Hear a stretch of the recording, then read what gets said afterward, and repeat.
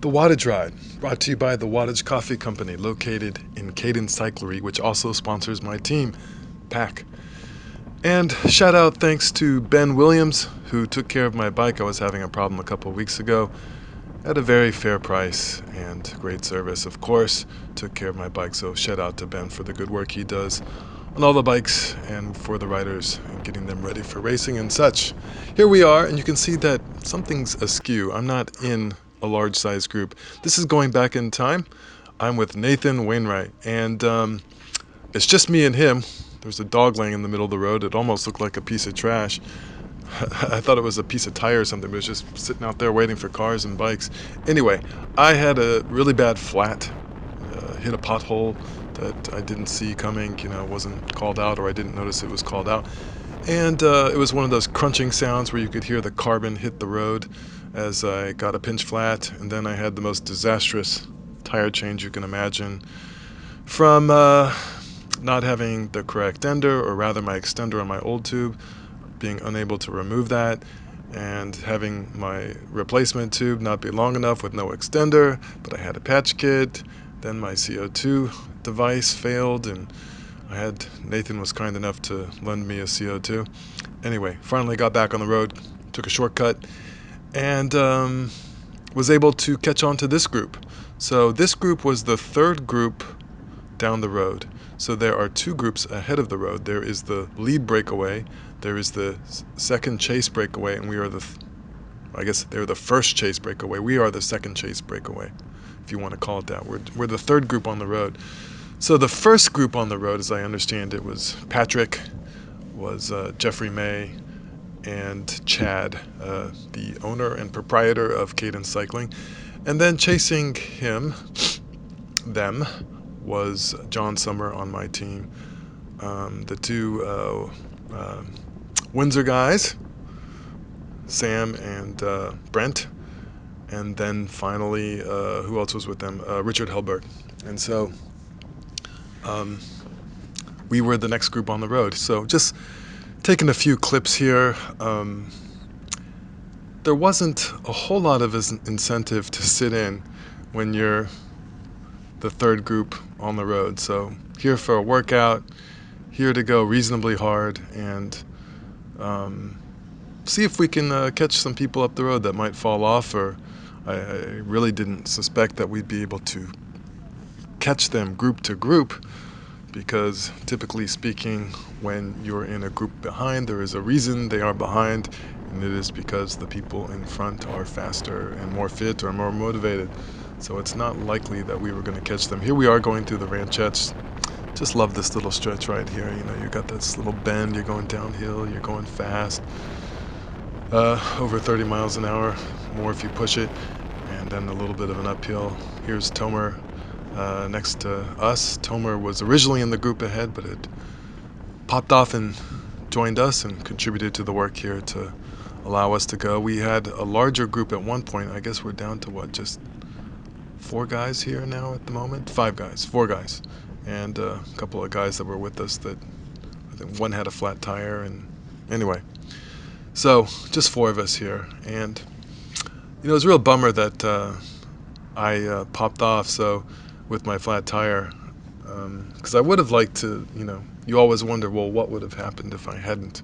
Would I have, I'm hoping that I would have made that second group with John and the Windsor guys, but you never know.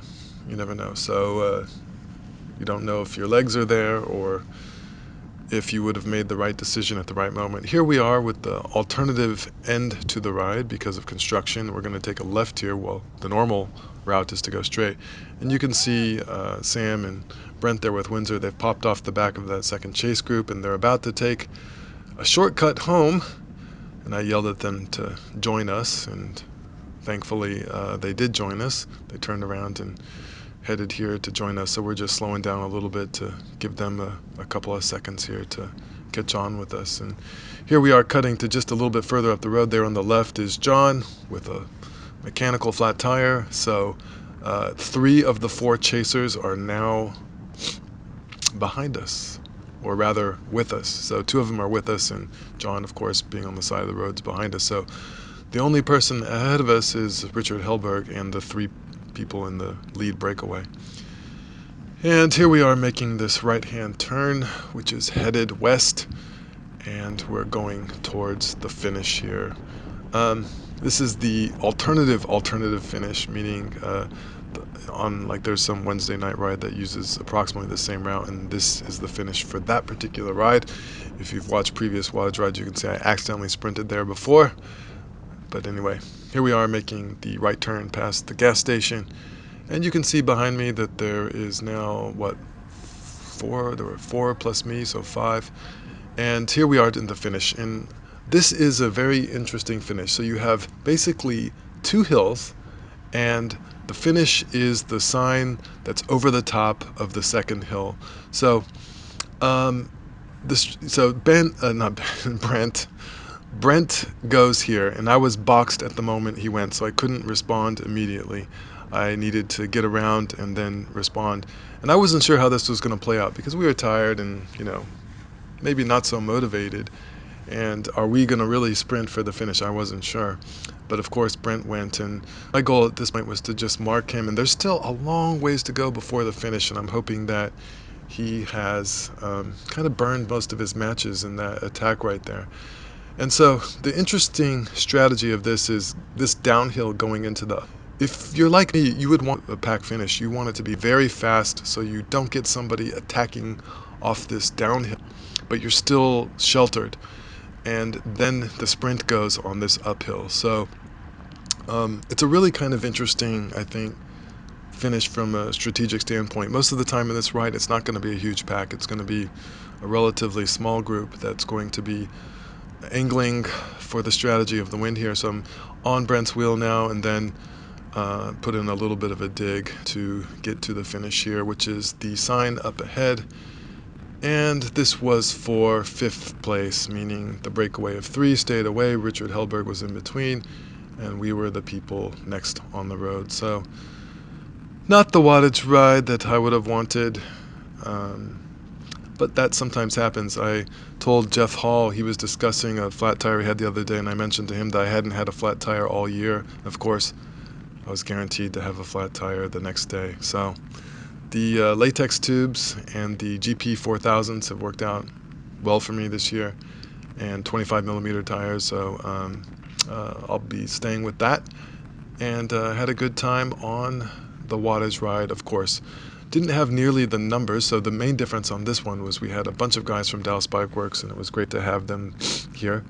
And hopefully they will come up more often.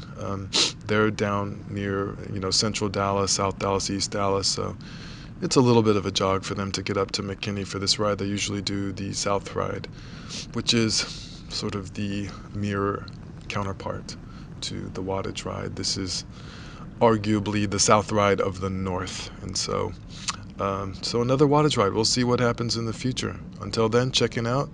Thanks. Thumbs up if you liked it. Later. Bye-bye.